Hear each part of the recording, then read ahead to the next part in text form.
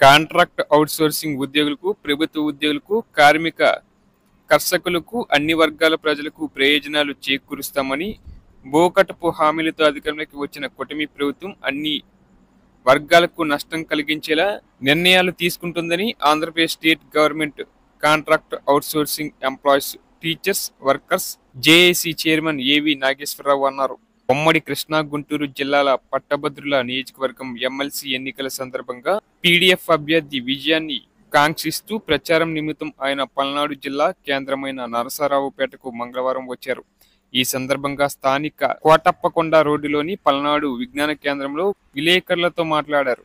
2008 నుండి అమల్లో ఉన్న మినిమం టైం స్కేల్ అమలు సరికాదంటూ కూటమి ప్రభుత్వం జీవో 2ను విడుదల చేయడం దుర్మార్గమన్నారు.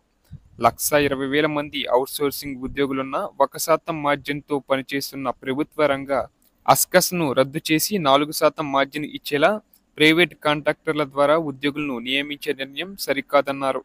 ప్రైవేట్ విధానంలో ఉంటే కార్మికులకు, ఉద్యోగులకు సకాలంలో వేతనాలు రావని, 100 కోట్ల పీఎఫ్ బకాయిలను ఎగ్గొట్టారని చెప్పారు.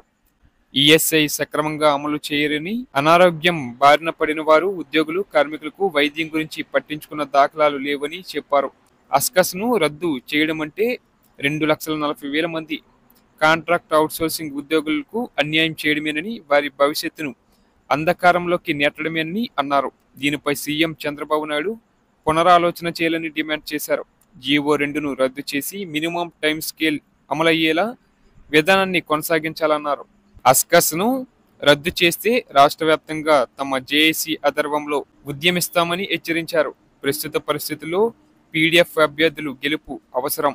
కాంట్రాక్ట్ అవుట్సోర్సింగ్ ఉద్యోగుల సమస్యల పరిష్కారం కోసం ఉమ్మడి రాష్ట్రం నుండి పీడీఎఫ్ అభ్యర్థులు నిరంతరం కృషి చేశారని, హక్కులు, డిమాండ్లు సాధనకు మండలిలో తమ గాలం వినిపించారని ఏవి నాగేశ్వరరావు తెలిపారు. అటువంటి వారిని గెలిపించాల్సిన అవసరం ఉందన్నారు. చిరుద్యోగులు, కార్మికులు పక్షాన నిలిచే పీడీఎఫ్ అభ్యర్థులకు అందరూ మద్దతుగా నిలవాలన్నారు.